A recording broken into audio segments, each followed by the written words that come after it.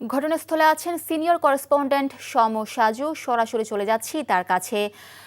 Saju, 40 foot খননের পর শিশুটিকে উদ্ধার করা নিয়ে কি বলছে ফায়ার সার্ভিস? হ্যাঁ, মিলি, আমার পিছনে আপনি নিশ্চয়ই দেখতে পাচ্ছেন যে শিশুটি যে গর্তে পড়ে গেছে সেই গর্তে 3টি এক্সকেভেটর দিয়ে এখনও সেই গর্তের চারপাশে মাটি খনন করা হচ্ছে।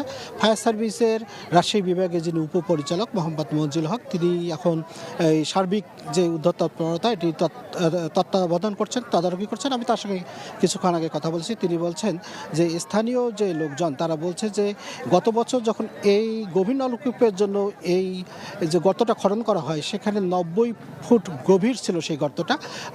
তো এখন পর্যন্ত তারা 40 ফুট পর্যন্ত খনন করতে পেরেছে। আপনি জানেন, যেহেতু গর্ত রয়েছে এবং গর্তের নিচে ধারণা করা হচ্ছে যে শিশুটি সেখানে রয়েছে, এ কারণেই আশপাশের সতর্কতার সঙ্গে ফায়ার সার্ভিসকে এই এক্সকেভেটর দিয়ে খনন কাজ চালাতে হচ্ছে। কারণ সেই গর্তের মাটি যদি আশপাশের মাটি যদি গর্তে পড়ে যায় সেক্ষেত্রে শিশুটিকে উদ্ধার করা সম্ভব হবে না। আরেকটা সমস্যা হলো যে এর পাশেই ঠিক যে গর্ত, যেখানে গভীর গর্তটা করা হচ্ছে ঠিক পাশেই একটা পুকুর রয়েছে।